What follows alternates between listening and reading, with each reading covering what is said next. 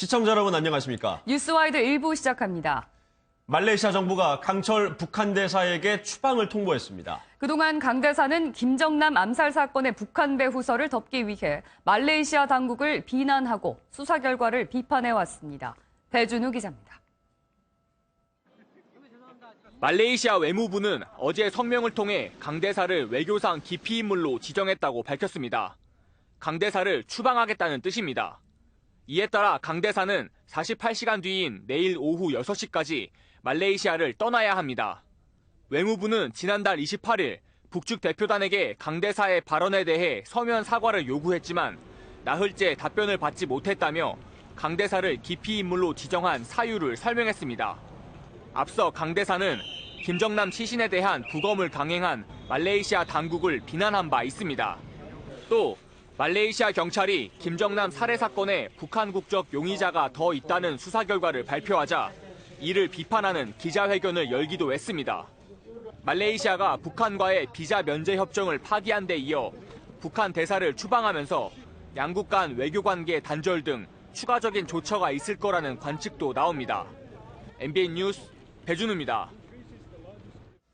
앞으로는 북한의 기밀을 갖고 탈북을 하면 보상금이 지금보다 4배가 많은 최대 10억 원이 지급됩니다. 고위급 탈북민을 유도하기로 한 목적으로 20년 만에 인상되는 겁니다. 김수형 기자가 보도합니다. 지난해 귀순한 태영호 전 주영 북한 대사관 공사는 다음 달 김정일 생일을 앞두고 북한이 큰 도발을 강행할 수 있다고 내다봤습니다. 김정남 암살 사건에서 이목을 다른 곳으로 돌리고자 6차 핵실험 등을 할 수 있을 것이라는 분석입니다. 북한 내 동향을 누구보다 잘 알 수 있는 인물이기에 태 공사의 말이 주목받는 이유입니다.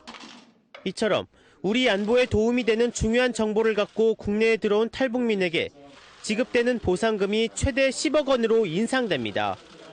통일부는 탈북민이 제공한 정보나 장비에 대한 보상금 지급액 한도액을 2억 5천만 원에서 10억 원으로 인상하는 내용의 개정안을 입법 예고했다고 밝혔습니다. 4배 인상된 것으로 한도가 오른 것은 1997년 이후 20년 만입니다. 이는 고위급 인사들의 탈북을 유도하기 위한 목적이 크다는 분석입니다. 정부 관계자는 고위급이 탈북을 주저하는 이유는 기득권을 포기하고 가는데 자본주의 사회에서 먹고 살 수 있을까 하는 두려움이라고 말했습니다. 군함이나 전투기를 몰고 탈북한 경우도 1억 5천만 원에서 10억 원을 받는 등 군사 장비를 갖고 탈북한 경우도 대폭 인상됩니다. MBN 뉴스 김수영입니다. 3월의 첫 번째 주말이었던 어제 서울 광화문 광장에서는 제19차 촛불 집회가 열렸습니다. 시민들은 날짜는 봄이지만 탄핵 전까지는 봄이 오지 않았다면서 탄핵 인용을 촉구했습니다. 우종원 기자입니다. 어두운 밤 광화문 광장이 촛불 불빛으로 가득 찼습니다. 이번엔 노란 불빛 대신 레드카드를 상징하는 빨간 불빛이 광장을 수놓습니다. 촛불 집회에 참가한 시민들이 대통령의 퇴장을 의미하는 레드카드 퍼포먼스를 벌인 겁니다. 시민들은 날짜상으로는 봄이 왔지만 탄핵 인용 전에는 봄이 온 게 아니라며 헌법재판소의 탄핵 인용 결정을 촉구했습니다. 또한 특검 연장을 거부한 황교안 대통령 권한대행을 규탄하고 세월호 진상규명을 요구하는 목소리도 높였습니다. 7시간 밝혀라! 진실을 인정하라! 본 집회에 앞서 낮에는 여러 예술가의 공연과 공굴리기 행사 등이 펼쳐져 시민들의 관심을 끌었습니다. 이어 여러 공연과 발언으로 꾸며진 본 행사까지 끝나자 시민들은 거리 행진을 시작했습니다. 본 집회를 마친 뒤 시민들은 탄핵 인용 구호를 외치며 청와대를 향해 포위 행진을 벌였습니다. 청와대와 총리 관저, 헌재를 지나는 행진에 이은 마무리 집회까지 끝난 뒤 시민들은 집으로 돌아갔습니다. 주최 측은 촛불 민심이 이끄는 탄핵 열차는 종착역까지 갈 것이라며 다음 주에도 대규모 촛불 집회를 열 것이라고 예고했습니다. MBN 뉴스 우종환입니다. 탄핵 찬반으로 나뉜 여야 대선 주자들과 정치권 인사들은 각각 촛불 집회와 태극기 집회에 참석했습니다. 헌법재판소 결정 전 마지막 주말이 될 가능성이 큰 가운데 정치권의 장외 새 대결도 절정으로 다다르고 있습니다. 안병욱 기자입니다.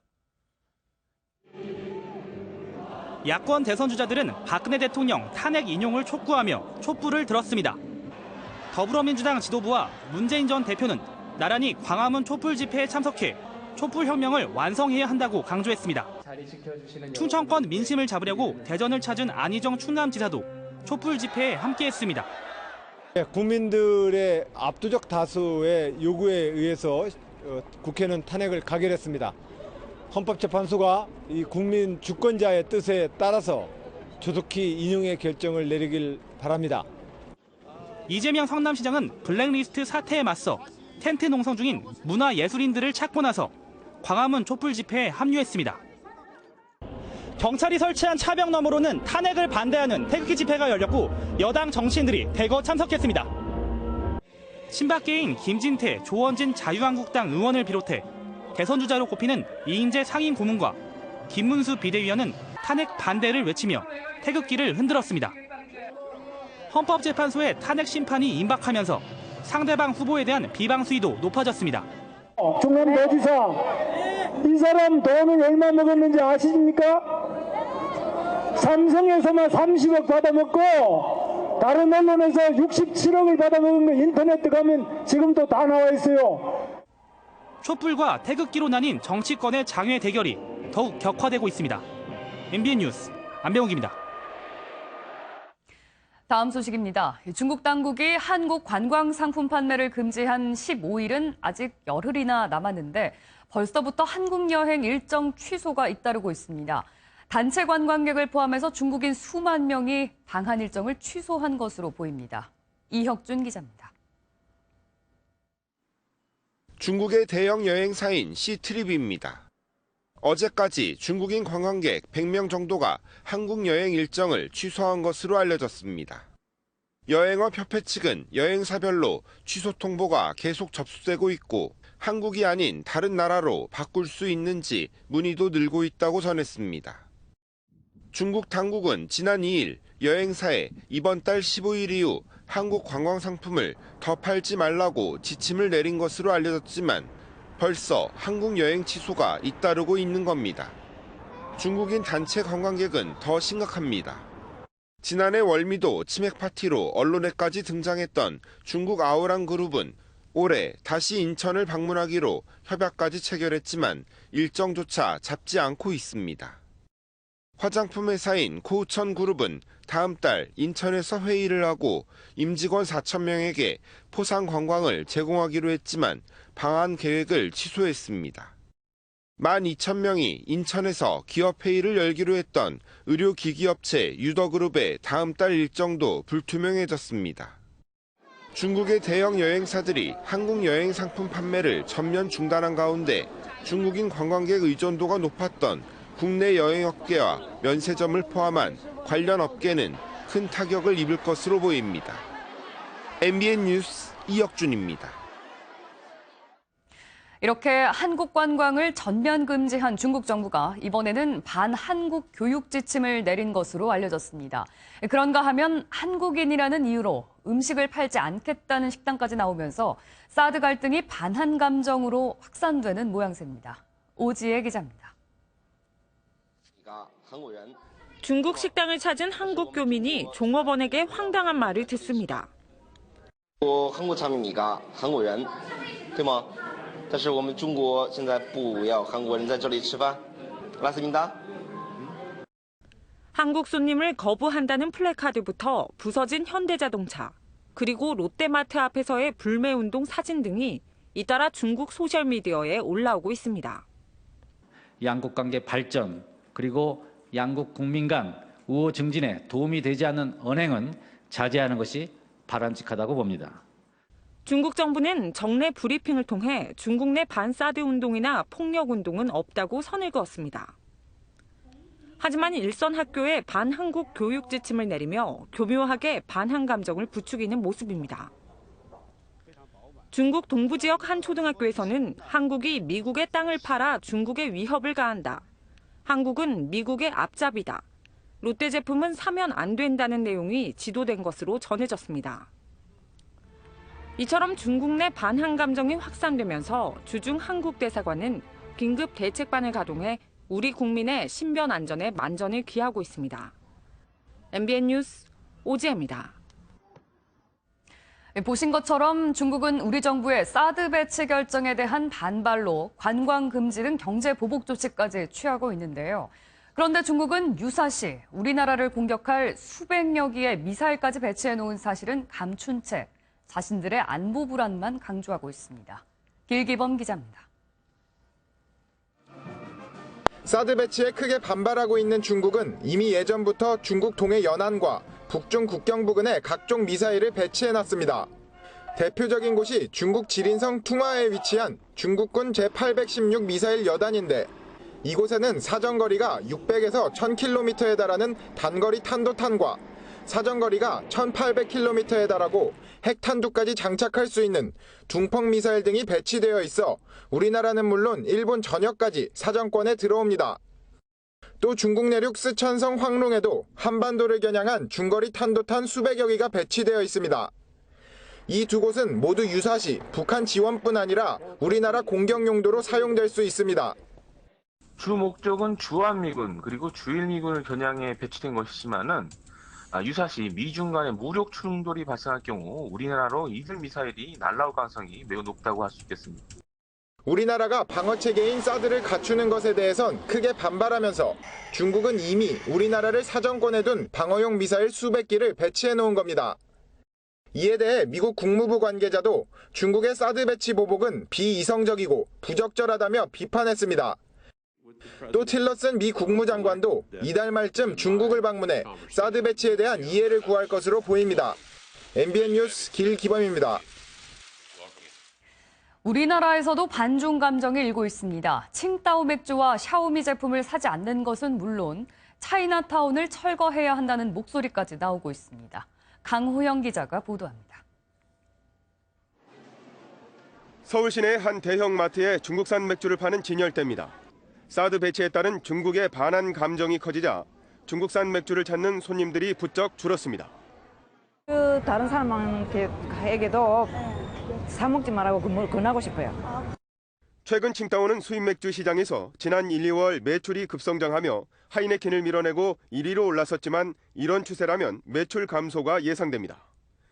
이런 반중 감정은 샤오미 스마트폰이나 중국산 TV 불매 운동 조짐까지 일고 있습니다. 중국이 반한 감정으로 인해서 우리나라 제품을 구매욕이 많이 떨어지거나 많이 제품을 구매하지 않는다면 우리 또한 중국 제품을 좀 구매하는데 좀 망설이게 되지 않을까 싶은 생각. 누리꾼들은 반중 감정을 더욱 노골적으로 드러내고 있습니다. 차이나타운 강제 철거, 투자 자금 회수, 중국 관광 금지 우리도 못할 것 없다 등 중국의 반한 조치에 적극적으로 대처하자는 주장입니다. 하지만 인터넷상의 주장이나 노골적인 반한 반중 감정은 양국 관계를 악화시킬 수 있어 신중해야 한다는 지적이 나오고 있습니다. MBN 뉴스 강호영입니다.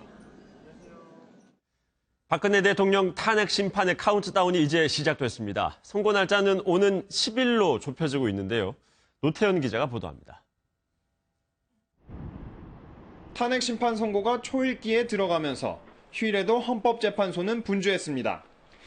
이정미 소장 권한대행, 강일원 재판관 등 재판관 6명은 주말을 반납한 채 평의 준비에 매진했습니다. 선고 날짜는 여러 여건상 오는 10일로 좁혀지고 있습니다. 오는 13일은 이정미 권한대행이 퇴임하는 날이기 때문에 헌재로서는 부담스러울 수 있습니다. 헌재가 실제 선고일을 언제로 지정할지는 사나흘 전에 대통령이나 국회 측에 통보하기 때문에 늦어도 다음 주 화요일이면 선고 날짜가 공표될 것으로 보입니다. 헌재는 지난해 탄핵소추안을 접수한 뒤 재판관들의 평의가 이뤄지는 회의실 등에 도감청 방지 설비를 새로 설치하는 등 보안에도 만전을 기하고 있습니다. 경찰은 헌재 청사 인근에 병력을 촘촘히 배치하며 청사 출입을 꼼꼼히 통제하고 있습니다. 90여일의 대장전 끝에 탄핵 심판의 선고가 코앞으로 다가오면서 헌재 안팎의 긴장감이 갈수록 팽팽해지고 있습니다. MBN 뉴스 노태현입니다. 세월호 사고 당시 박 대통령이 오후 5시가 넘어서야 중앙재난안전대책본부에 도착한 것을 두고 말이 많았었습니다.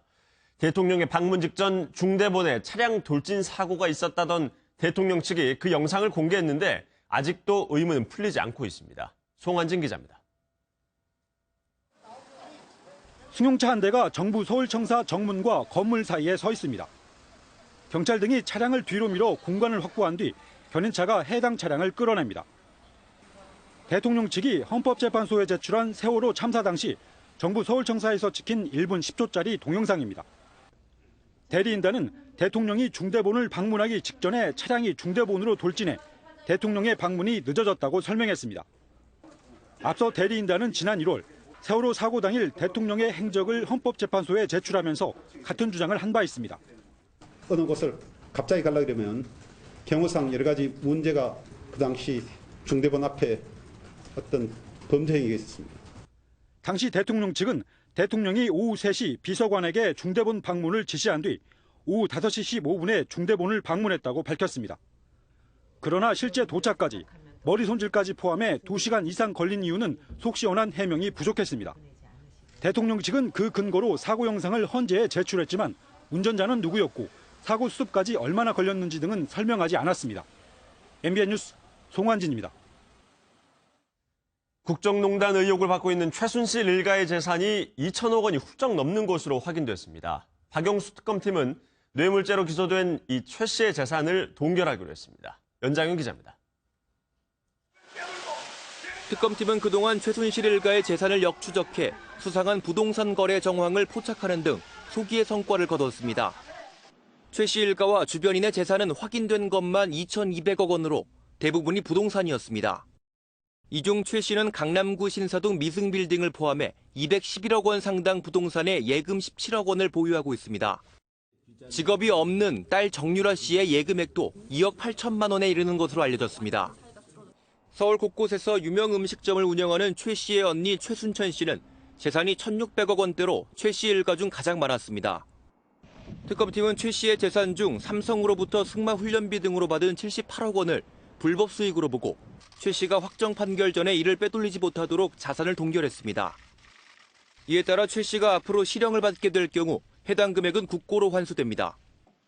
특검팀은 최 씨 일가와 주변 인물들의 재산 추적 내용을 포함한 최종 수사 결과를 내일 발표할 계획입니다. MBN 뉴스 연장현입니다. 미국 트럼프 행정부가 펴낸 첫 한국 인권 보고서에 최순실 국정농단 사태가 소개됐습니다. 한국의 부패 문제를 거론하면서 최 씨가 언급된 겁니다. 김건웅 기자입니다. 미 국무부가 펴낸 2016 국가별 인권 보고서입니다. 공교롭게도 한국의 부패 문제를 지적하면서 최순실 국정농단 사태를 거론하고 있습니다. 최 씨를 박근혜 대통령의 오랜 친구이자 측근이라면서 최 씨가 사기와 협박, 권력 남용 혐의로 구속 기소됐다고 전했습니다. 최 씨 혐의에 대한 구체적인 내용도 언급됐습니다. 최 씨가 박 대통령과의 개인적인 인연을 이용해 재산을 축적한 혐의를 받고 있다며 기업들을 협박해 수천만 달러를 자신의 비영리 재단에 기부하도록 했다고 설명했습니다. 안종범 전 청와대 경제수석도 최 씨를 도왔다가 비슷한 혐의로 기소됐다고 덧붙였습니다. 특히 보고서는 박 대통령이 최 씨의 행위를 알고 있었는지 또는 관여했는지에 대한 수사가 진행되고 있다고 전했습니다. 보고서는 지난해 12월 박 대통령 탄핵안이 국회에서 통과된 이후 몇 주 동안 대규모 평화 시위가 이어지고 있다고도 설명했습니다. 이번 보고서는 트럼프 행정부가 들어선 뒤 처음 펴낸 각국의 인권 보고서입니다. MBN 뉴스 김건은입니다. 탄핵 선고가 점차 눈앞으로 다가오면서 여야 대선 주자들의 발걸음도 빨라지고 있습니다. 먼저 야권 주자들 소식부터 알아봅니다. 박준우 기자. 네, 국회입니다. 네, 문재인 더불어민주당 전 대표는 오늘 부산행에 오른다고요? 네, 문재인 전 대표는 오늘 오후 부산 백스코 오디토리움에서 북콘서트를 개최합니다. 지난달 4일 자신의 모교인 경희대에서 열린 북콘서트에 이어 이번이 두 번째인데요. 촛불이 묻는다, 대한민국이 묻는다라는 이름의 이번 북콘서트는 문 전 대표는 부산 시민들과 소통하며 자신의 정책 구상을 밝힐 예정입니다. 안희정 충남지사는 자신을 지지하는 원내 모임인 의원 멘토단 출범 기자회견에 참석합니다. 안 지사 핵심 측근인 정재호 민주당 의원은 기자회견에서 이동민, 이철희 어기구 의원 등 안 지사 지지 선언을 할 예정이라고 밝혔습니다. 반면 이재명 성남시장은 오늘 공식 일정 없이 내일 열릴 민주당 대선 주자 인터넷 TV 토론회에 준비에 주력할 방침입니다. 국민의당 안철수 전 대표는 서울 용산에 있는 로봇소프트웨어 교육체험관을 방문합니다. 이 자리에서 안 전 대표는 자신의 주력 콘텐츠인 4차 산업혁명에 대비한 창의력 교육의 필요성을 강조할 예정입니다. 또 심상정 정의당 상임대표는 한부모 가정 등 여러 형태의 가족에 대한 지원 정책이 담긴 공약을 발표할 계획입니다. 네, 여권 주자들도 못지않게 바쁘게 움직이고 있는데요. 바른정당 주자들은 오늘 모두 광주를 방문한다고 하는데 일정이 어떻습니까? 네, 바른정당 대선 주자인 유승민 의원과 남경필 경기도지사는 오늘 야권의 심장인 광주를 찾습니다. 광주시당 전남도당 창당대회에 나란히 참석하는 건데요. 이들은 이 자리에서 당원들을 격려하고 이어 송정시장에서 광주 시민들을 만나 호남 민심을 탐방하고 지지를 호소할 예정입니다. 자유한국당 대선 주자들은 모두 안보 행보에 나섭니다.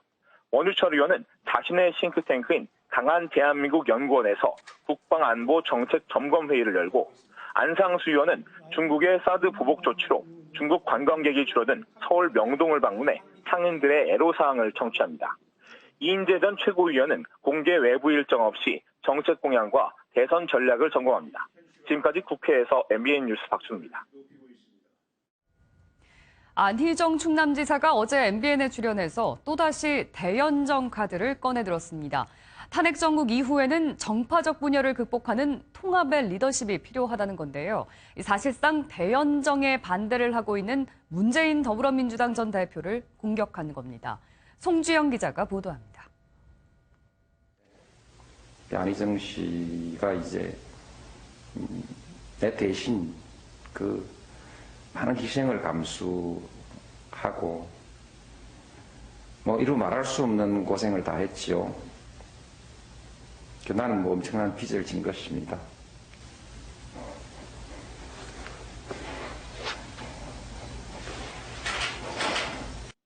이른바 친노 적자로 불리는 이유로 안희정 충남지사는 당시를 담담히 회상했습니다. 감옥에서 1년을 보내고 참여정부 2년을 그렇게 저는 보냈죠. 그때 감옥에서 생각을 했습니다. 네. 제 배역은 이것으로 끝났다고 생각을 했습니다. 네.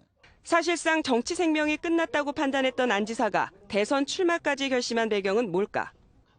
현재의 정권 교체를 여당에서 야당으로 바꿀 수는 있을 것입니다. 그러나 국민들이 원하는 새로운 대한민국을 만들기에는 저는 부족하다고 생각을 합니다. 문 전 대표가 현재 촛불 민심을 잘못 읽고 있어 바로 잡아야 한다는 책임감이 컸다는 설명입니다. 처음에는 박근혜, 최순실 국정농단이 하도 어이가 없어서 화가 나서 나왔는데 네.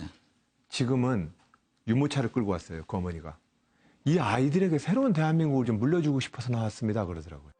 탄핵 이후 정치 지도자의 덕목은 분열된 국론을 하나로 묶는 것이라고 주장했습니다.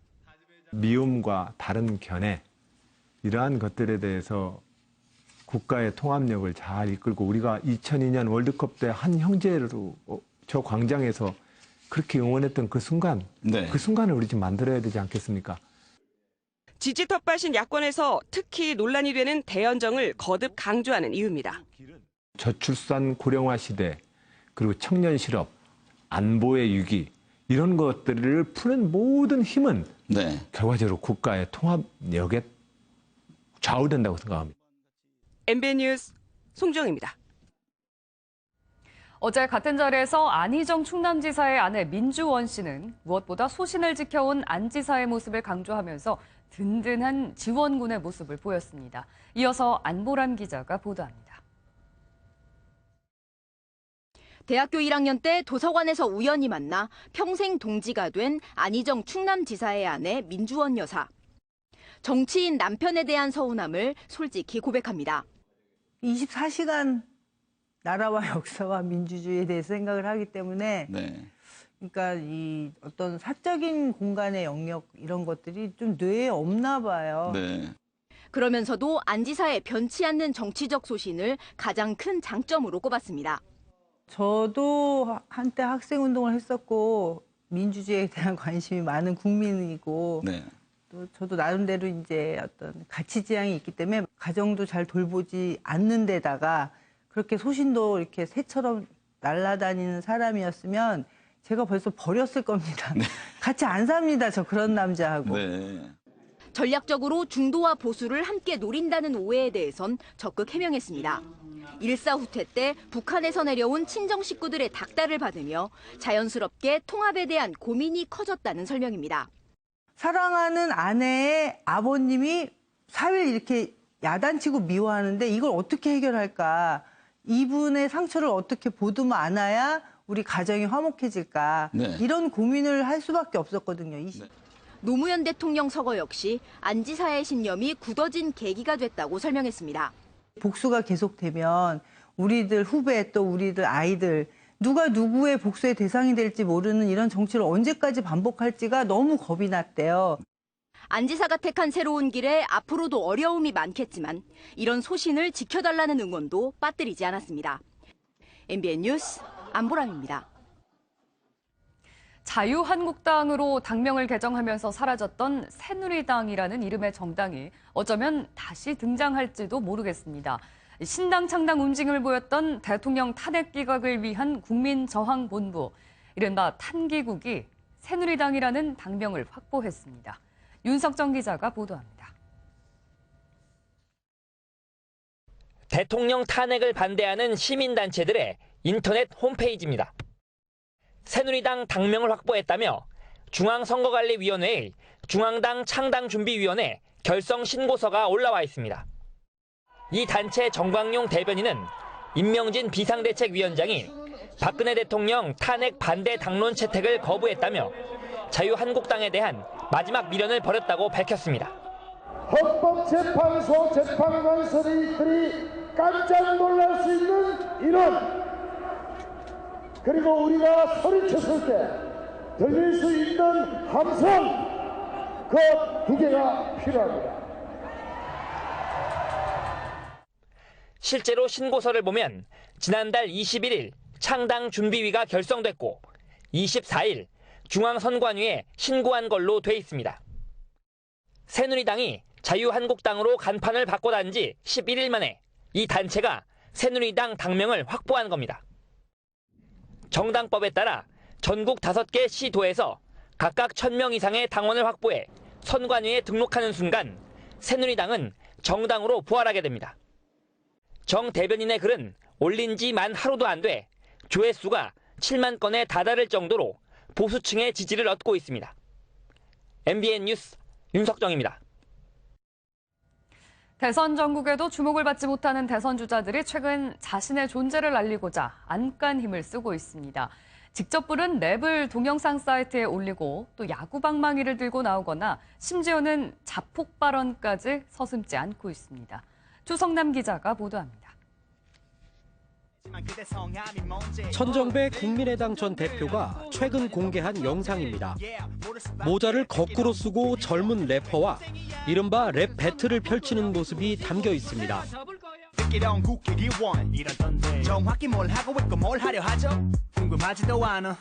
나 대통령 후보야. 그래서 출마도 선언했다 이거야. 다들 서울시간 접해봤어?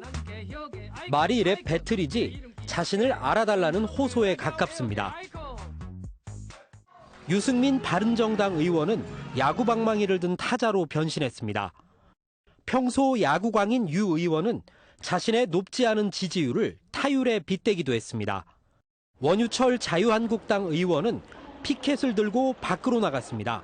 서울역과 주한 중국 대사관 앞에서 중국의 사드 배치 관련 보복에 항의하는 1인 시위를 벌인 겁니다. 최성 고양시장은 민주당 첫 토론회에서 이른바 자폭 발언으로 존재감을 드러냈습니다.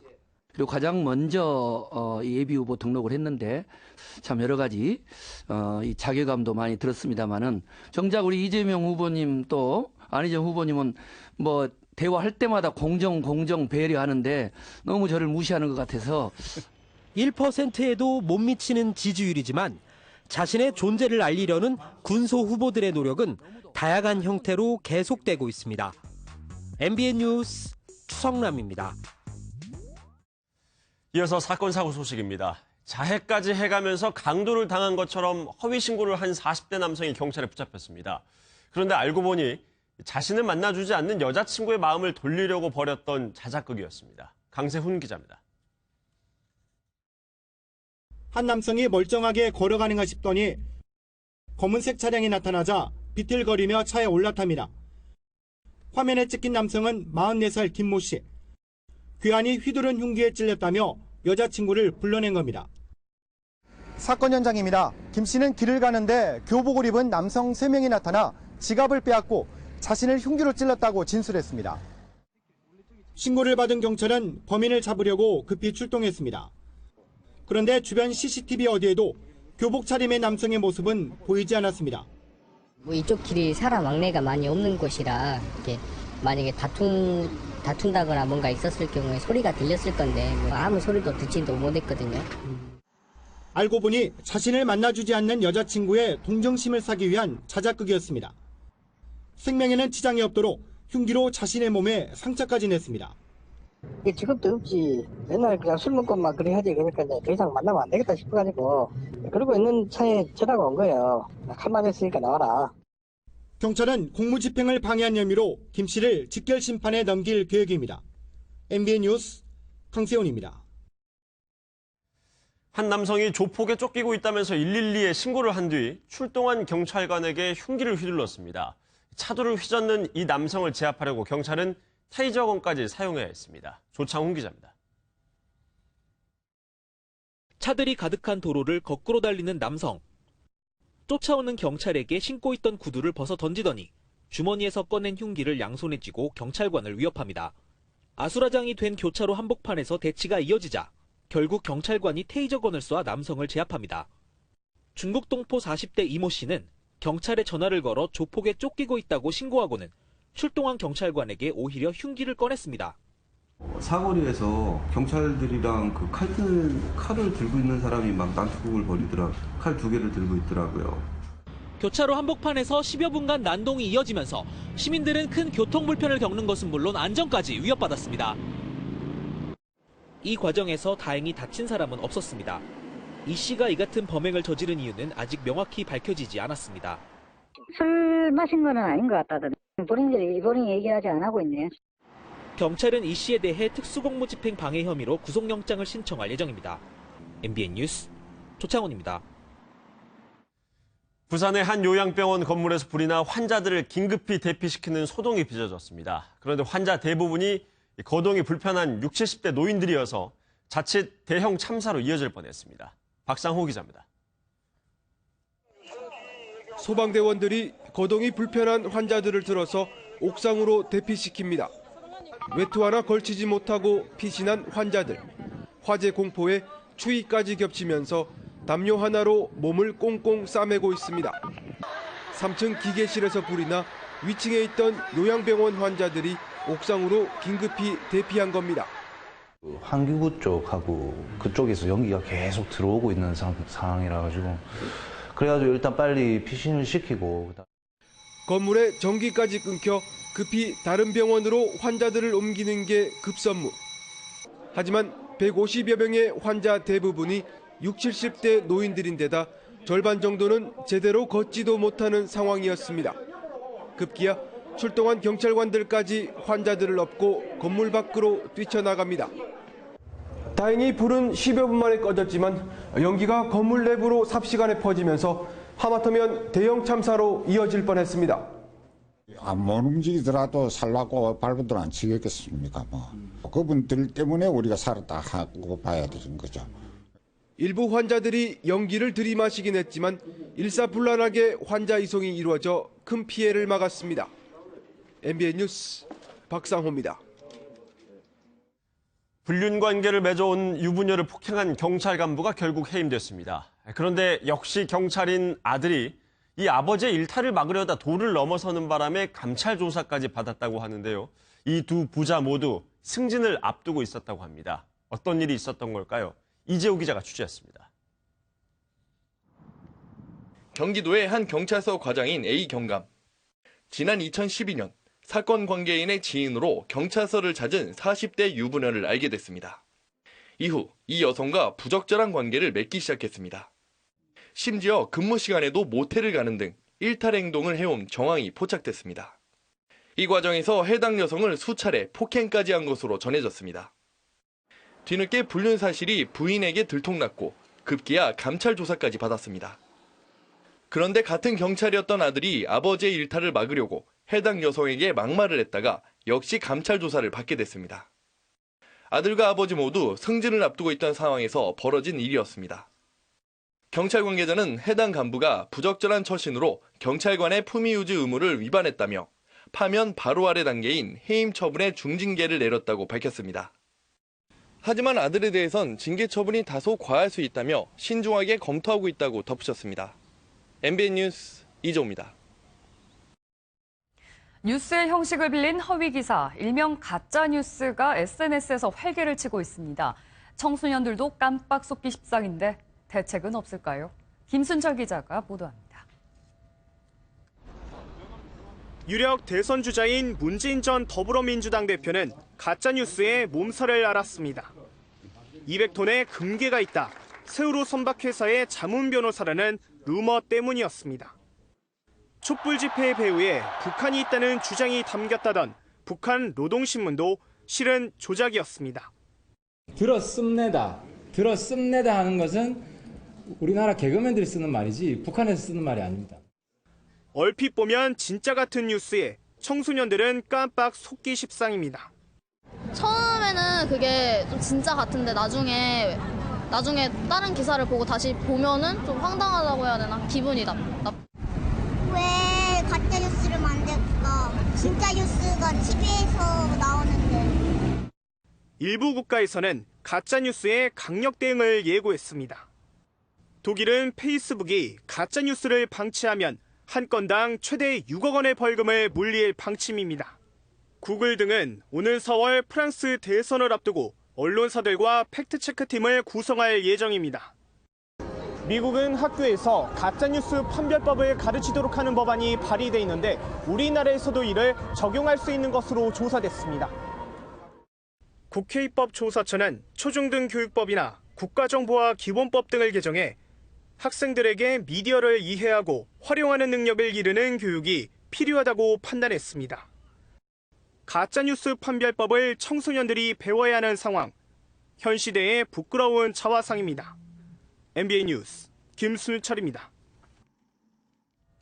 신용카드를 선택할 때는 카드 회사에서 제공하는 영화나 주유 할인 서비스를 염두에 두기 마련인데요. 카드 회사가 운영하는 스마트폰 앱에는 정작 서비스 관련 정보가 없고 대출 홍보만 가득해서 논란이 일고 있습니다. 김지영 기자가 보도합니다. 1년에 2번 공항 라운지를 무료로 이용할 수 있다고 해서 신용카드를 발급받은 권우창 씨. 얼마 전 권 씨는 공항 라운지를 사용하려다 사용 횟수가 초과했다며 거절당하는 수모를 겪었습니다. 저한테 필요한 제가 쓸 수 있는 그 이용 한도나 아니면 사용 횟수가 얼마 남아 있는지에 대한 그런 정보는 어플에서 찾을 수가 없어서 저는 주로 그냥 결제용으로만 어플을 쓰고 있어요. 최근 가입자가 크게 늘고 있는 신용카드의 서비스를 살펴봤습니다. 월 2회 유명커피 20% 할인, 연 6회 영화관 6,000원 할인, 주유소 5% 청구 할인 등 여러 가지 혜택이 제공됩니다. 하지만 해당 카드 앱에는 대출 안내와 보험 상품 가입 등 카드사 수익 사업에 대한 홍보성 정보만 가득합니다. 카드 앱에서는 남은 할인 횟수와 같은 실제 카드 사용 시 필요한 사항은 확인할 수 없습니다. 카드 회사 측은 각종 할인 서비스 내역을 제공하지 않는 것이 기본 입장이라는 말만 되풀이하고 있습니다. 이 같은 카드 회사의 꼼수 탓에 소비자들은 매년 1,000억 원에 달하는 포인트를 쓰지 못하고 사실상 허공에 날리고 있습니다. MBN 뉴스 김지영입니다. 리듬 체조 요정 손현재 선수가 은퇴 기자회견을 갖고 17년간의 선수 생활을 마감했습니다. 이 선수 생활 내내 괴롭혀온 악성 댓글은 오히려 동기부여가 됐다면서 감사했다고 밝혔습니다. 구경호 기자입니다. 손현재가 밝은 표정으로 국가대표의 꿈을 키웠던 태릉 선수촌 리듬 체조장에 들어섭니다. 17년 전 자신을 리듬 체조로 안내한 어머니와 또 자신을 따라 운동을 시작한 후배들 앞에서 준비해온 은퇴문을 읽어 내려갑니다. 마지막 시즌을 잘 마무리하기 위해서 앞만 보고 달려왔습니다. 그 결과 정말 감사하게도 저는 아쉬움과 후회를 남기지 않았습니다. 선수 시절 내내 끊이지 않았던 악성 댓글엔 오히려 감사하다는 말을 남겼습니다. 실력으로 더 노력해서 보여줘야겠다 이렇게 생각을 했어서 이렇게 또 많은 관심을 받으면서 운동을 했다는 것도 저는 또 행복한 사람이라고 생각합니다. 지난해 리우올림픽에서 역대 아시아 최고 성적인 4위에 오른 걸 가장 뜻깊은 순간으로 꼽은 소년제는 앞으로 지도자를 목표로 차근차근 준비해 나갈 계획이라고 밝혔습니다.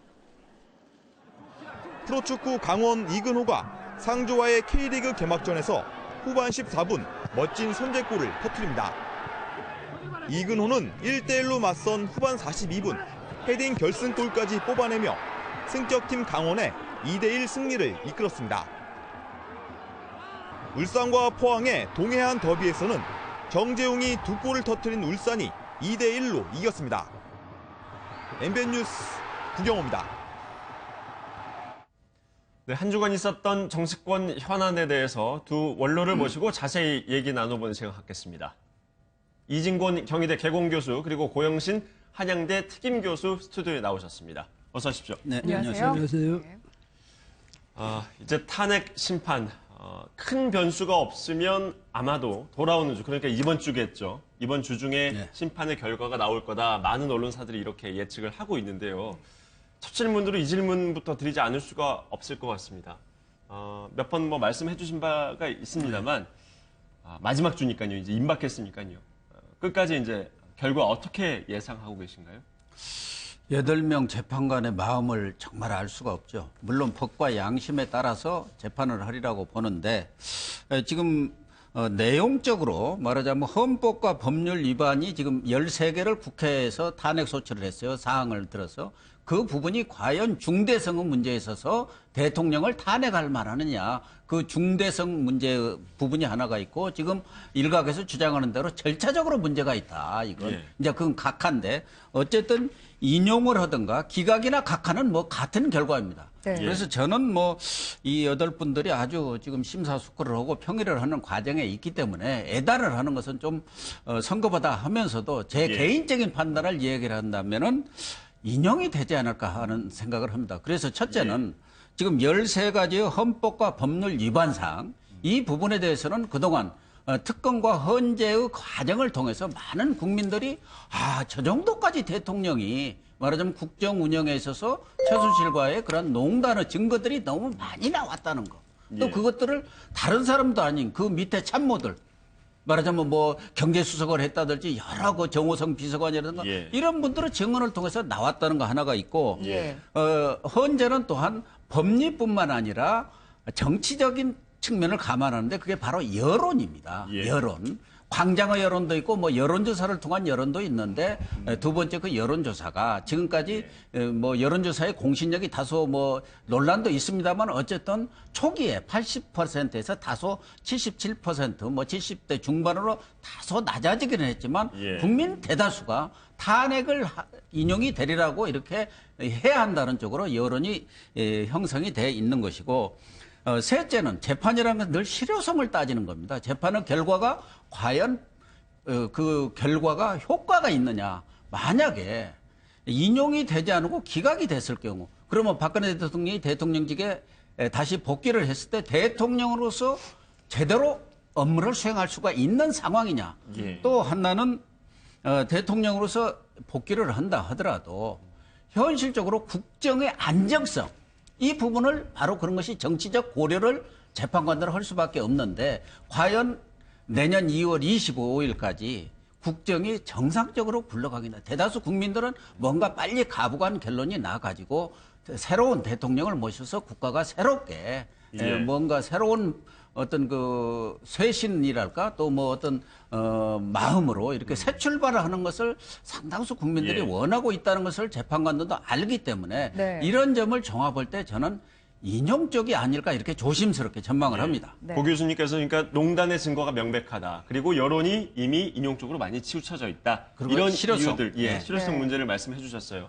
이 교수님께서는 어떻게 보십니까? 뭐 요즘 분위기를 보면 고 교수님이 말씀하신 그 분위기를 보면 뭐 인용 쪽이 여전히 좀 뭐 강세인 것 같아요. 근데 역시 저도 개인적인 입장에서 말한 소견을 이야기하자면 이번에는 기각 혹은 각하 쪽으로 하는 것이 우리 대의민주정책 미래를 봐서는 그것이 더 오히려 안정적이다 이렇게 봅니다. 왜냐하면 현직 대통령으로서 지금 임기 1년밖에 안 남겨둔 대통령이에요. 이 임기 1년밖에 안 남겨둔 대통령을 굳이 파면시켜야 할 만큼 아주 심각한 심대한 위기가 정치적 위기가 그동안에 조성돼 있었느냐 이 점을 따져볼 때 박근혜 대통령이 JTBC였죠. 거기서 말하자면 폭로를 하기 그 전까지 물론 여러 이제 언론들이 그 부분 미르라든지 K재단에 대해서 뭐 폭로 기사가 많이 나왔습니다만 결정적으로 화면에 비치는 바람에 동영상에 그래서 국민들이 이 감정이 격앙됐단 말이죠. 그래서 그때부터 이제 시작된 건데 그 이전까지는 대통령의 국정 장악력에 표면적으로 전혀 문제가 있는 것 같지가 않았고 국정에서도 어떤 중대한 무슨 그런 무슨 변화의 조짐이라든가 이런 게 있는 것 같지가 않았단 말이에요. 국정은 제대로 운영되고 있는 과정에서 갑자기 그런 문제가 생김으로써 알고 봤더니 본질이 그렇더라고 이제 이야기가 나온 것 아닙니까?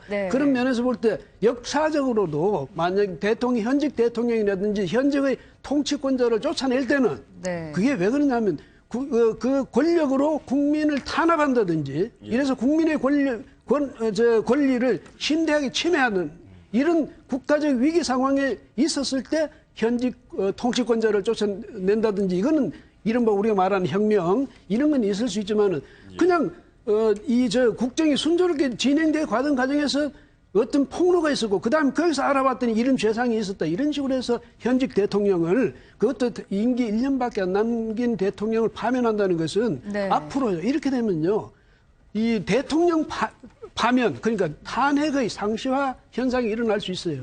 이게 무슨 얘기냐면 옛날 노무현 전 대통령 때도 노무현 전 대통령이 뭐라고 그랬습니까? 이러다가 대통령 못 해먹겠다는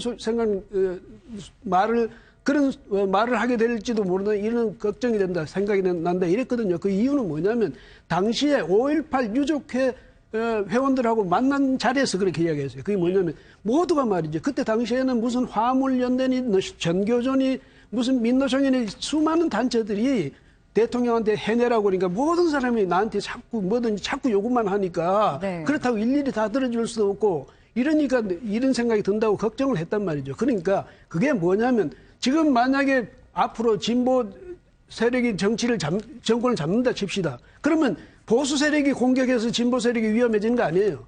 바로 그 안에서 지금 광장의 그 여론이라는 거 있지 않습니까? 이 사람들이 나중에 되면 새로운 대통령에게 전부 청구서를 꺼낼 거예요.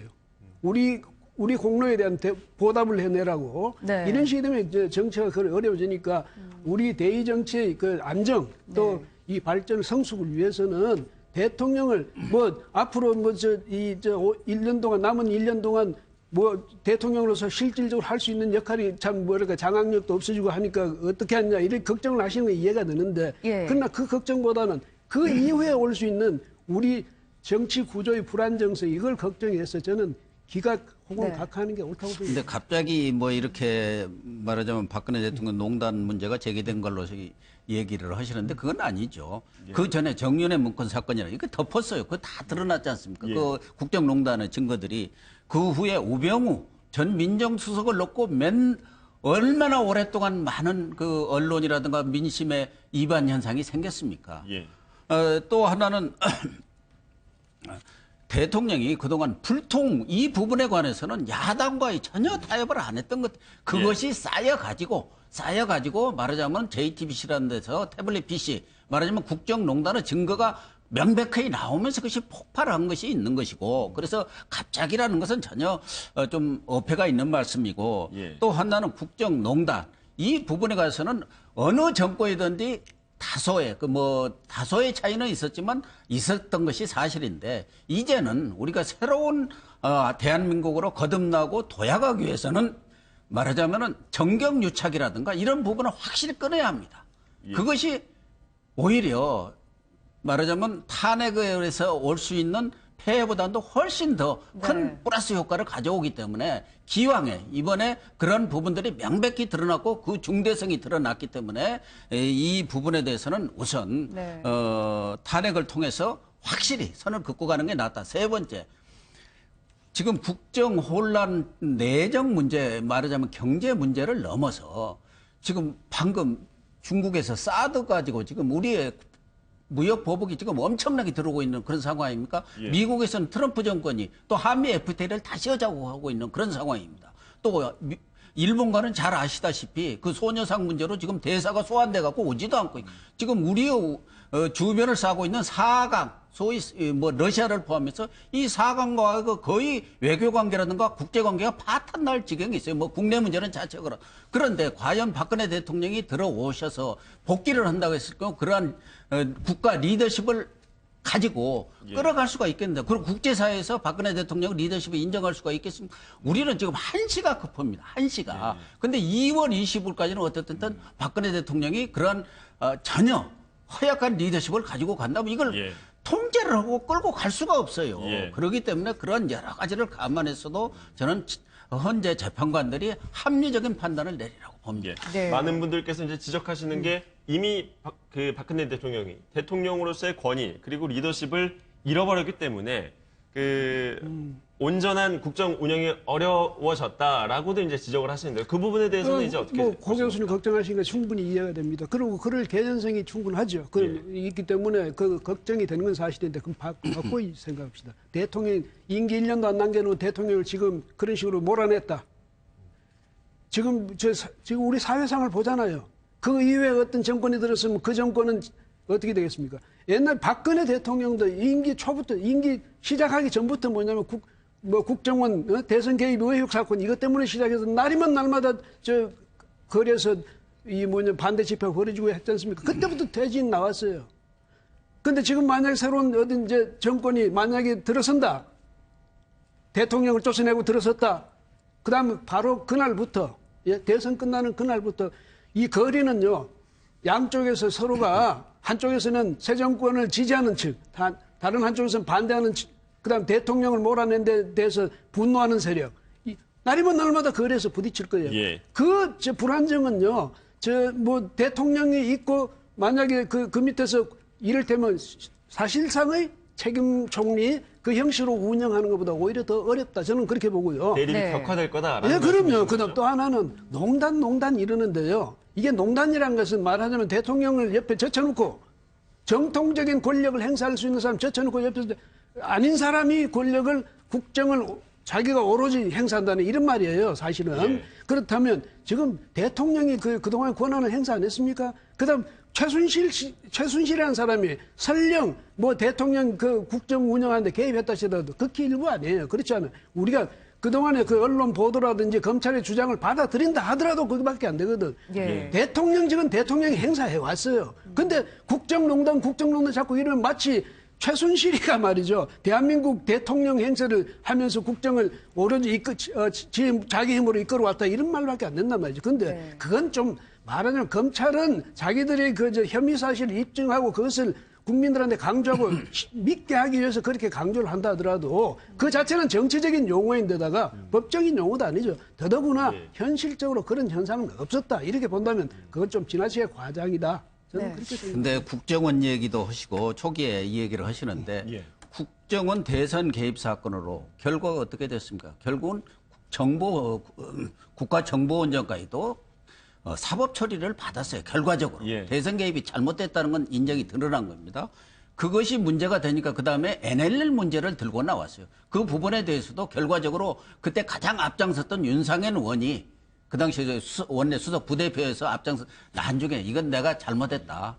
말하자면 남북 정상회담 대화로까지도 공개해가면서 그건 사실 공개해서는 안 될 내용까지도 했었던 것이 드러난 것이고 최순실 씨에 대해서 1%도 국정에 개입한 게 1%도 안 된다. 근데 지금 어느 국민이 최순실 씨가 국정 개입이 1%도 안 된다고 생각하는 사람이 있겠습니까? 대사, 수석, 장관 다 임명을 좌지우지했고 지금 드러난 것만 그렇습니다. 드러난 것만. 제가 볼 때는 훨씬 더 많다고 보고 경우에 따라서는 여당의 공천가에도 개입했으리라고 나는 짐작을 합니다. 뭐 그 증거가 있는 건 아니고 그 외에 이권 개입에 이런 부분에 대해서도 뭐 엄청나게 드러나고 있지 않습니까? 예. 그런 부분에 대해서 그러면 누가 책임을 져야? 총괄적인 책임은 대통령이 지는 겁니다. 예. 그렇지 않습니까?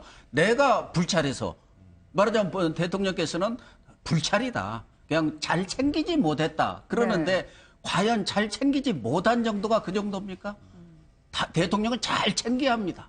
불을 켜고 밤낮으로 챙겨야죠. 네. 못 챙겨서 그 결과가 나라가 이렇게 혼란 상태로 온 그 자체, 그걸 누가 책임을 집니까?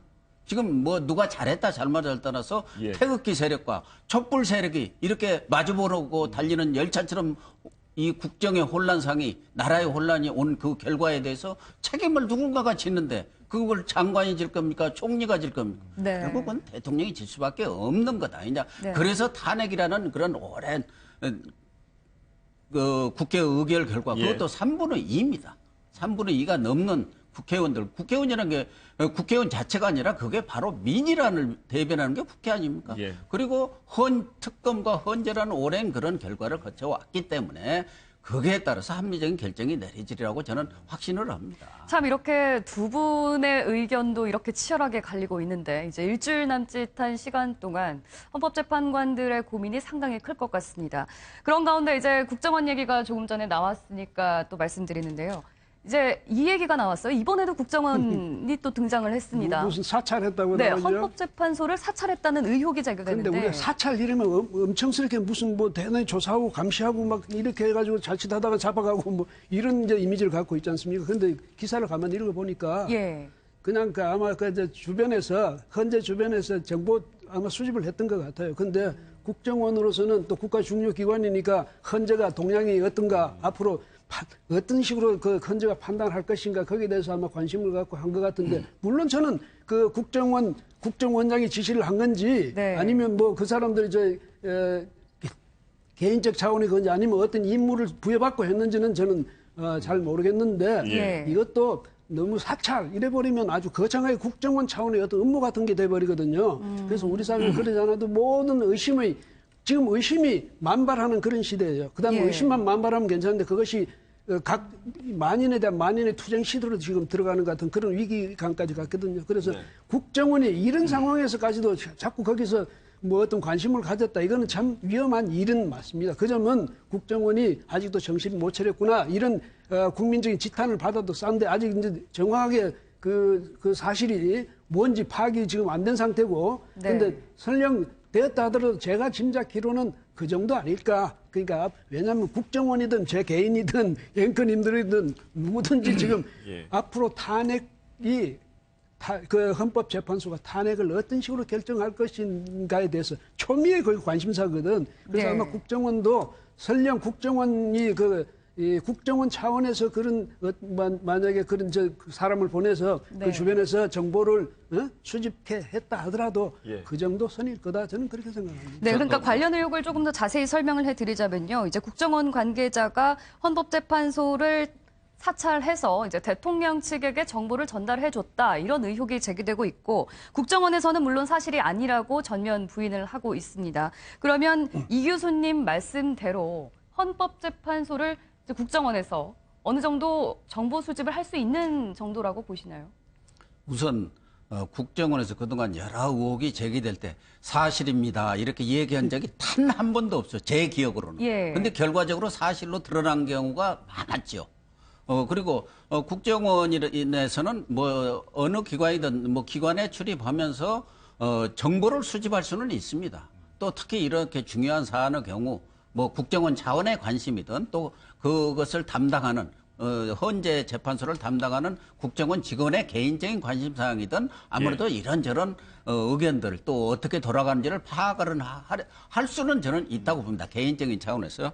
그러나 우리가 잘 아시다시피 그동안 아까도 잠깐 말씀드린 지난 대선 때의 그 국정원 대선 개입 사건을 통해서 국정원 개혁이 최고 이 정권 초기에 이슈로 등장했을 때 개혁을 해야 한다고 했을 때 셀프 개혁을 하겠다. 셀프. 그래서 그 셀프 개혁으로 결국은 그렇게 맡겼어요. 그런데 개혁이 제대로 안 됐어요. 그러나 그때 단 하나 개혁을 하면서 마련했던 것이 국정원이 국내 문제에 대해서 정보 수집을 하되 네. 과거처럼 정치적인 문제 뭐 이런 모든 문제를 다 수집하지는 해서는 안 되고 국정원에서는 대공 문제, 예. 대테러 문제, 대간첩과 관련한 그러한 정보만 수집하지 그 외의 정보 수집은 불법으로 규정을 해놨습니다. 예. 말하자면 그러니까 헌재든 어디든 대공, 대간첩 그런 것들이 침투할 수는 있지 않습니까? 그렇기 때문에 국정원 차원에서 가서 정보를 수집할 수 있는데 지금처럼 이러한 헌재 재판관들이라든가 그 주변 인물들을 대상으로 해서 어떤 정보를 수집해서 국정원을 통해서 어떤 특정 세력, 예를 들면 뭐 거의 대통령 측이든 무슨 지금 그 촛불 반대하는 단기국 측이든 그런 정보를 제공했다고 만약 그것이 드러난다면 그건 명백한 불법 행위입니다.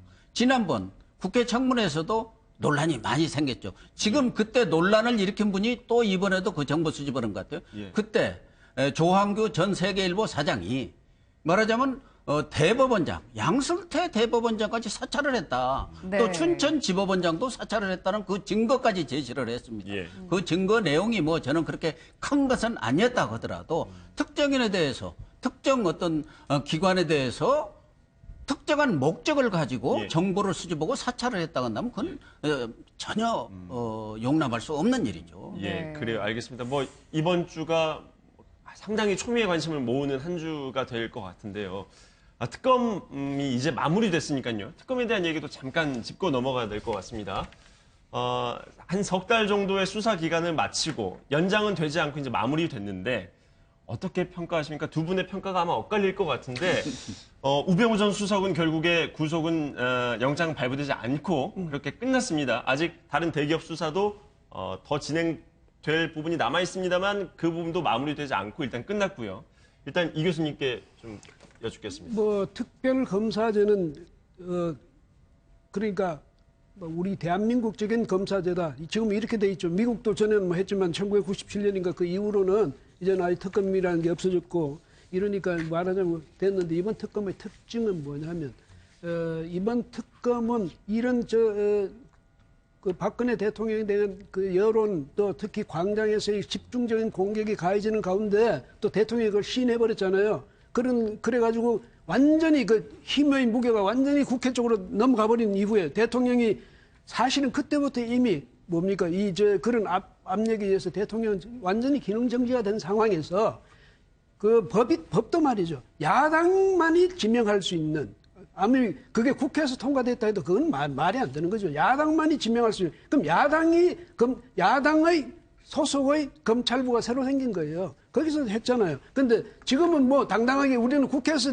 통과시킨 거니까 무슨 말이냐 이러지만은 아마 두고두고 역사에서는 적어도 이 점에 대해서는 이것은 당시의 그 분위기를 너무 분위기를 탄 예. 그런 좀 말하자면 과도한 그 국회의 권력 행사였다 이렇게 기록될 겁니다. 그래서 그 이후에 박영수 특검이 뭐 거기도 검사 8명하고 전부 합해서 한 40명이 열심히 노력해서 어떤 그래도 수사를 했고 그 일정한 결과도 냈지만은 그러니까 그분들은 우리가 이렇게 열심히 했다 하지만은 그 원천적으로 말이죠. 그런 문제가 있기 때문에 저분들의 그 아무리 어떤 성과라도 그것이 편향됐다. 일방적인 그런 아까도 뭐 그런 말씀하시지만 여론이 어떻고 지금 뭐 만약에 이렇게 드러난 저 국정원이 이래가지고 한 번도 그게 대부분은 그 사실로 드러나지 않았나 했지만은 어떤 것을 예단한다는 굉장히 위험한 거예요. 그런 점에서 볼 때 저는 특검은 물론 자기들 수사 결과를 자기들이 옳다는 방향에서 이야기하는 거지만은 그것이 계속 거듭해가지고 직접 중계방송 하듯이 하고 이렇게 함으로써 국민들의 여론 형성에 상당한 말하자면 편향적인 영향을 미쳤다. 이렇게 볼 때는요. 특검이 그동안에 90일 동안 애써서 열심히 노력한 것은 인정을 하되 그러나 그 바탕에서부터 저는 아마 국민적인 신뢰를 얻기는 어렵잖아요. 특히 앞으로 이제 장기적으로 볼 때는 이것이 우리 이 검찰의 또 우리 정부 기능의 또 국회 기능의 적법한 행사, 합리적인 행사 이런 측면에서 정치적으로는 상당히 논란의 대상이 되지 않을까. 이 교수님 말씀이 이제 태생적으로 편향성을 갖고 있기 때문에 한계가 있을 수밖에 없었다라는 말씀인데 고 교수님은 어떻게 평가하세요? 저는 점수로 준다면은 한 80점 정도 이렇게 주고 싶습니다. 100점 만점에 80점. 네. 뭐 편향성이 있었던 건 사실이죠. 그런데 과거에 11번의 특검이 있었는데 특검 무용론이 나올 정도로 특검이 아무런 어떤 그 제대로 된 특검으로서 역할을 못한 게 뭐냐. 과거에도 여야가 추천을 합니다. 여야가. 이번에는 야당한테 야당한테 양보를 했어요. 그런데 전에 여야가 추천을 하면은 한 명씩 추천하면 대통령이 최종적으로 임명을 하거든요. 그러면 여당이 추천한 그 특검을 임명을 했어요. 그러니까 전에는 11번이 거의 여당에서 추천한 사람을 임명하다 보니까 자기 쪽 사람이 자기 쪽 문제에 대해서 그렇게 파헤칠 리가 없죠. 그러다 보니까 무용론이 나온 거예요. 그런데 이번에는 어쨌든 여당이 양보를 해서 야당이 추천한 사람으로 하십시다. 이렇게 국회에서 정치적 합의를 통해서 박영수 특검이 출범을 했기 때문에 야당 편향이다고 이 얘기하는 것이 크게 틀린 말은 아닌데 그 결과에 있어서 저는 좀 부족한 것은 하나는 대통령에 대한 대면 조사와 청와대 압수수색이 이루어지지 못했다는 거. 두 번째, 우병우 전 민정수석에 대한 수사가 미진했다는 거. 또 하나 정유라 씨, 최순실 딸 그런 부분에 대해서 미진한 부분이 여러 개는 있었습니다만은 어쨌든 권력농단 그 핵심 부분에 대해서 집중적인 수사를 통해서 선택과 집중을 통해서 성과를 내서 30여 명의 정말 기라성 같은 분들을 구속하고 기소하는 그런 성과를 거뒀고 또 하나는 어쨌든 이번 삼성 특검 아니냐 할 정도로 삼성에 대해서 집요한 그런 수사를 했죠. 뇌물죄를 입증하기 위해서. 그러나 그 근본은 정경유착의 뿌리 때문에 지금까지 이 국정농단 사태가 나온 것이고 최순실 사태가 벌어진 겁니다. 최순실이가 그 국정농단을 통해서 말하자면 돈을 끌어모아갖고 자기 것 하려고 빼먹으려고 만든 게 이 국정농단이에요. 그렇기 때문에 삼성을 집중적으로 수사했는데 어쨌든 이번 사건을 계기로 해서 그동안 가장 우리 정치의 고질적인 병폐에 있던 정경유착의 아주 고질이 바뀌는 그런 고질이 뿌리 뽑히는 결정적인 전기를 마련했다는 그런 측면 하나만 가지고도 저는 이번 박영수 특검의 어떤 그 성과로 봅니다. 아마 내일 제가 한 말씀만 드릴게요. 뭐냐면 특검이 주장하는 바는 그렇고요. 그 속에 어떤 진실이 있는지는 아직 밝혀지지 않았잖아요. 그런데 앞으로 재판 과정에서 밝혀지겠죠. 사법적 판단 과정을 통해서. 그런데 우선 여당이 양보함으로써 야당이 지명권을 독점적으로 행사했다. 이 말씀은 좀 제가 볼 때는 현실과는 좀 다른 것 같네요. 왜냐하면 여당이 설령 양보라는 형식을 취했다더라도 당시 상황을 보면 야당이 국회라는 우리 권력의 3축 아닙니까? 세 가지 축, 그 중에 한 축인 국회를 야당이 점령하다시피 했잖아요. 말하자면 여론을 등에 업고 그렇게 해서 일사불란하게 그냥 밀어붙이는데 그때 여당은 완전 대통령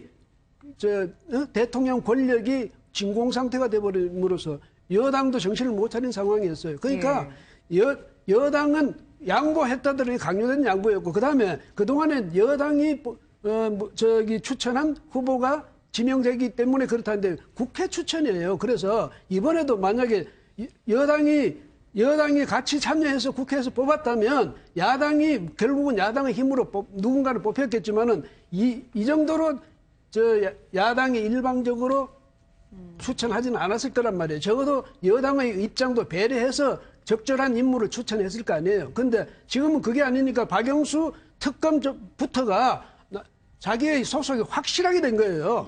나는 누구라는 게. 그래서 그 점에 대해서는 좀 과거에 비하면 이건 엄청스러운 차이가 있다. 저는 그렇게 봅니다. 이제 내일 오후 2시 정도면 특검에서 최종 수사 결과를 발표할 텐데요. 지금 대통령 측 대리인단 쪽에서는 특검이 바로 수사 결과를 발표하지 않는 것도 헌법재판소에 어떤 심판에 영향을 미치려는 의도가 아니냐 이렇게 해석을 하고 있습니다. 그러니까 만약에 당하는 입장에서 보면 뭐든지 다 그렇게 이해를 하게 되죠. 그렇게 곡해를. 그러니까 대통령을 의심하고 싶은 사람한테는 모든 것이 대통령이 의심스러워지는 거고. 그다음에 뭐냐면 또 반대로 대통령 그 입장을 이해하려는 측에서 보면 모든 게 다 이해가 되는 것 아닙니까? 그래서 말하자면 우리도 저런 사법적인 그 판단 과정을 거쳐야 된다는 이유가 거기죠. 아니면 전부 개인적으로 기분 내키는 대로 판단하면요.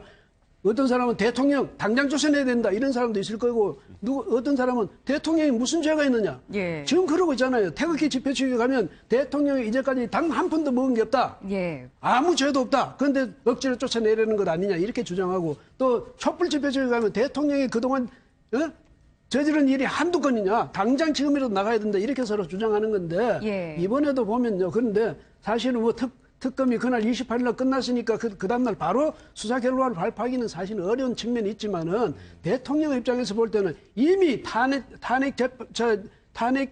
결정이 예. 뭐 9일에서 한 13일 사이에 날 거라고 이미 예고된 상황에서 슬슬 미뤄서 6일날 발표하겠다고 한다는 것은 네. 말하자면 결정적으로 그게 임박해서 현재의 결정이 임박해서 수사 결과를 발표해서 대통령의 죄상, 네. 뭐 공범자로서인가 뭐 그렇게 죄상을 만천하에 이걸 공개하고 선언함으로써 현재 영향을 미치려 한다. 이렇게 대통령 측에서는 볼 수 있다. 예. 저는 이제 그런 입장은 충분히 이해가 되네요. 그러니까 이 교수님께서는 아까 말씀하셨던 그 태생적인 편향성에 문제가 있기 때문에 특검의 이런 행동들이 충분히 그런 의도가 담긴 것으로 이제 해석될 수 있다라는 대통령 측에서는 대통령에서 충분히 그렇게 생각할 만하고 저는 그렇게 생각하는 대통령 측의 그 생각을 이해할 수 있다 이 말이죠. 예, 그래요. 네. 그 특검이 이제 어쨌든 그 특별수사본부로 아마 이제 수사가 다 넘어갈 텐데요. 그렇죠. 고 교수님 여기 넘어가면 남은 수사가 잘 될 수 있을까요? 아니면 역시나 미진한 상태로 그냥 끝이 날까요? 어떻게 예상하고 계세요? 그 점에 대해서 많은 국민들이 우려를 하고 있지 않습니까? 그동안 특검에 오기 전에 검찰 수사, 특수본까지 만들어서 검찰 수사를 했었죠.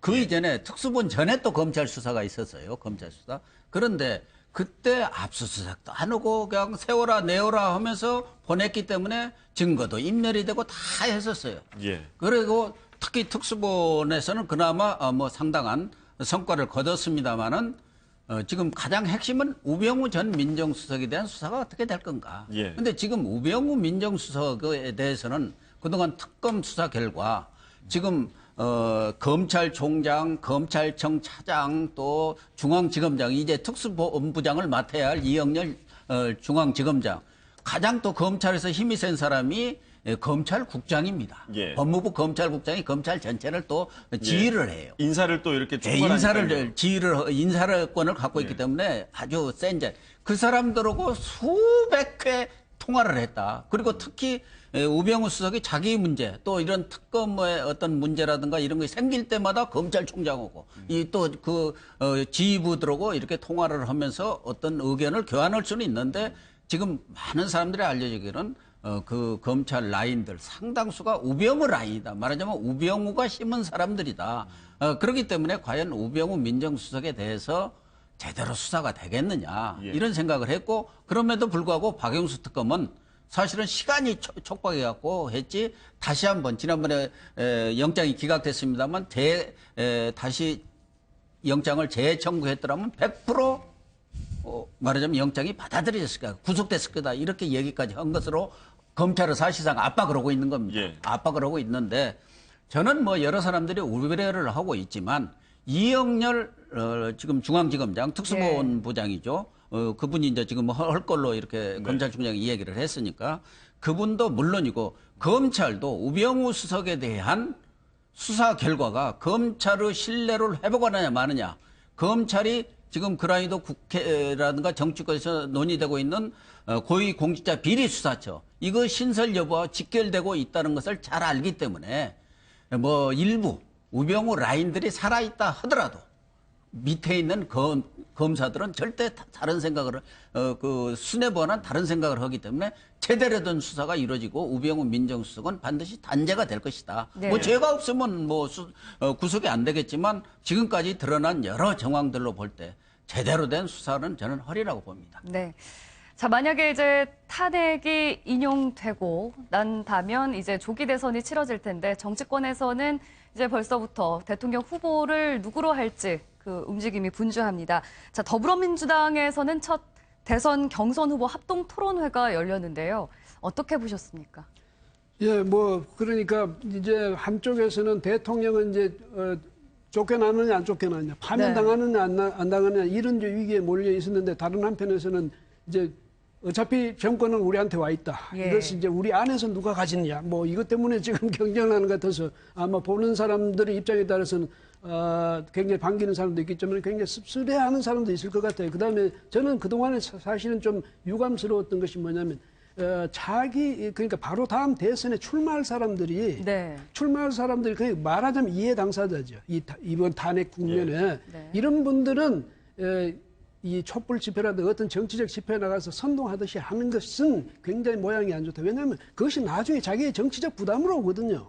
그래서 오히려 정치인이라는 사람들은 어떤 사람들이냐, 원론적으로 말하자면 거리의 민의, 이것을 정치권에 갖고 들어가서 정치 과정에서 이것을 정리해서 반영하는 것, 입법 과정이라든지 행정 과정이라든지 여기에 반영하는 이런 역할을 해줘야 될 사람들이 정치인인데, 그다음에 국민들이 혹시 서로 간의 이견이 엇갈려가지고 국민들 간에 무슨 갈등 대립이 있을 때 이걸 조정해주고 다독거려주고 이렇게 화해시키고 이렇게 해야 될 그 책무가 이 정치 리더들에게 있는데, 이분들은 오히려 한쪽 편에서 그 몰아세우고 대통령 빨리 탄핵해라고 말이야. 탄핵이 안 되면 혁명밖에 더 있겠느냐. 이런 식으로 압박한다는 것은 이해 당사자로서 빨리 자리 내놔. 내가 그 자리는 내 자리인데 이렇게 말하는 것 같아서 참 보기 안 좋았거든요. 그런데 어쨌든 지금부터라도 그러니까 민주당은 지금 저렇게 앞장서가고 있는데 다른 정당은 뭐 지금 질의멸렬 상태입니다. 특히 구여권이라는 이 바른정당이나 또 뭐 자유한국당 여기서는 요즘 뭐 횃불정당이라도 그러더라고요. 어쨌든 이런 데서는 지금 질의멸렬 상태거든요. 이런 데서 보면 이 말하자면 탄핵 정국의 이점을 최대한 향유하는 게 이제 민주당인 것 같은데, 어쨌든 어제 보니까 그래도 무슨 뭐 저기 하는데 이 나름대로는 서로 이야기하는 가운데서 우리 한국의 앞으로 정치가 어떻게 갈 것인지 내다볼 수 있는 그런 단초는 지금 제공됐어요. 최성 고양시장까지 해서 4명이 나왔는데. 저분은 보니까 이번에 뭐 언론에서 가장 수혜자라고, 가장 큰 수혜자라고 했는데, 왜냐하면 무명의 자기 말마다 제일 꼴찌가 사실은 그동안 저도 잘 몰랐어요. 이 무명의 인사가 그렇게 함으로써 대중의 시선을 받고 특히 주목받고 이렇게 된 것에서 역시 이런 말하자면 토론회라든지 이런 정치적 어떤 이벤트 같은 것이 국민한테 대해서 자기 대선의 그 주자들, 그 사람들의 됨됨이, 그 사람들의 정책, 내용과 목표, 또 이런 것을 우리가 한 번씩 파악해 볼 수 있는 좋은 기회다. 이런 점에서는 저런 토론회 같은 거는요, 앞으로 정말 자주 있어가지고 국민들이 자기 그 대선 주자, 그 중에서도 대통령감을 고르는 데 있어서 큰 참고가 될 수 있다. 그 점에서 저런 토론회는 MBN도 자주 좀 가지시고요. 교수님 보시기에는 저 4명 중에 누가 제일 저 토론회에서는 말을 잘하던가요? 어떻게 보셨어요? 그런데 근데 말을 뭐냐면 최성 후보는 말을 아주 뭐랄까 이 새로운 대단히 인상적인 새로 등장한 말하자면 주자로서 굉장히 인상적인 말을 남기려고 했었는데, 그 문재인 대표가 뭐 또 그동안에 뭐 늘 자기 해온 말이 있고, 역시 이제 이것을 이 뭐랄까 이 대연정이랄까 뭐 이런 것에 대해서 그동안에 그것 때문에 아마 이 뭐랄까 감점도 좀 받았을 텐데도 그 안희정 주자죠. 저분이 도지사가 그래도 그 소신을 계속 유지하면서 그 이야기를 해나가는 거 보면, 이제 저희 같이 좀 나이가 든 사람들은 무슨 생각이 드냐면 역시 어딘가 좀 모나지 않고 좀 안정되게 화합하고 서로 합쳐주고 통합시키고 이런 노력을 한다는 데 대해서 저는 그런 소신을 계속 피력하는 데 대해서는 상당히 좀 인상적으로 그러니까 탈을 최대한 덜 일으킬 것 같은 그렇죠. 우리 어차피 그런 이미지가 있어서 우리 세대는 안정이에요. 안지사가 좀 좋은 점수를 주고 싶다는 말씀이신데, 고 교수님 어떻게 보셨어요? 우선 어제 민주당이 첫 대선 경선 후보 합동 토론을 했는데 저는 늦었다고 생각합니다. 지금도 훨씬 늦었죠. 이제 탄핵 결과가 나와서 만약 인용이 된다면 2달 내에 선거를 치러야 합니다. 지금 박근혜 대통령에 대해서도 다들 지금 후회하는 게 그때 제대로 검증을 못했었구나. 그런 얘기들이 나오는데 지금 2달 내에 경선도 거치고 대선까지 해야 합니다. 그렇다고 한다면 이전부터 토론을 많이 해가지고 뭐 다당도 마찬가지예요. 준비가 안 돼서 그러는 것이지 이전부터 토론을 해서 충분히 그 사람의 어떤 비전이 뭐고 정책이 뭐고 특히 중요한 외교 안보적인 그런 생각은 뭔지 국민들이 알아야 합니다. 그런데 그동안 문재인 대표가 부자 몸조심하는 차원인지 이 토론을 자꾸 회피를 해왔다고 지금 다른 후보 측에서는 지금 주장을 하고 있지 않습니까? 또 뭐 문재인 대표가 달변은 아니지 않습니까? 그러니까 토론에서 1대4 뭐 1대 몇 대 하면은 결국은 본인이 공격을 받으니까 그걸 리스크를 회피하기 위해서 지금 피해온 것이 사실인데. 일각에서는 뭐 TV가 아니라 라디오를 택한 것도 문재인 그렇죠. 전 대표 측의 의견이 뭐 반영된 거다 이런 이야기도 나오고 있습니다. 상대 후보들은 그런 얘기를 하고 있죠. TV 토론을 해야 사람의 표정이라든가 모든 것이 드러나는데 라디오라는 것은 그 어떤 주제를 다 그 준비해 주는 거 읽으면 되는 거예요. 저도 나이대도 해봤습니다만 편해요. 네. 이 텔레비는 넥타이 하나만 가지고도 사람들이 이 얘기가 많고 표정이 왜 저러냐, 머리는 왜 저러냐, 뭐 여러 얘기가 많습니다만은 근데 리스크를 줄이기 위해서 라디오를 하고 인터넷을 하는 건데 어쨌든 이런 검증의 기회는 많이 가져야 한다. 제가 볼 때는 뭐 어제 뭐 대연정 문제라든가 또 증세 문제, 법인세를 비롯해서 증세 문제 또 문재인 대표 리더십의 문제 이런 것들 아주 핵심적인 사안에 대해서 내 후보가 아주 치열하게 토론한 거. 그것이 사실은 TV로 더 했었으면 MBN 같아서 했었으면 얼마나 좋았을까 하는 생각을 저는 하는데 뭐 좀 라디오를 하다 보니까 그런 부분들이 아마 지금 시청자라든가 유권자들한테는 조금 미흡했지 않느냐, 보는 사람이 아무래도 적었지 않느냐 그런 차원에서 앞으로 TV 토론을 많이 늘려야 한다 그런 생각을 합니다. 평소에 고 교수님한테 뭐 헤어스타일이나 넥타이 지적을 하신 분들이 많았었습니까? 아니, 우리가 이 토론이라는 게 그 케네디와 닉슨이 가장 처음에 토론을 했습니다. 그것이 그레이트 디베이트라는 것이죠, 미국에서. 그것이 TV 토론의 효시인데 그때 닉슨은 경험, 경륜 모든 면에서 우리로 지금 말하는 스펙이라는 측면에서 케네디하고는 상대가 안 됩니다. 케네디하고는 상대가 안 될 정도로 케네디는 애숭이었어요. 40대 애숭이였는데도 불구하고 케네디가 이 TV 토론, TV 매체의 그런 것을 잘 알아가지고 거기서 완전히 뒤집었죠.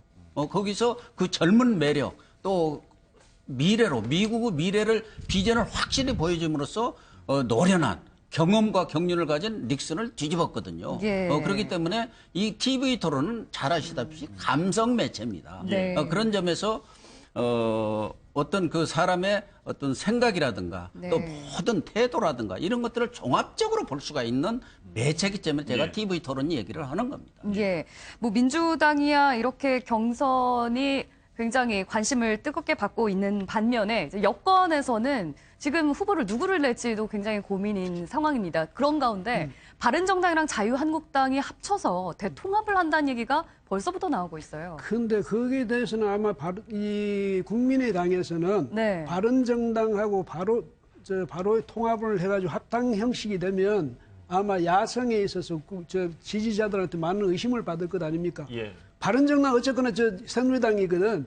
새누리당에서 갈라나간 하나의 그 분파 아닙니까?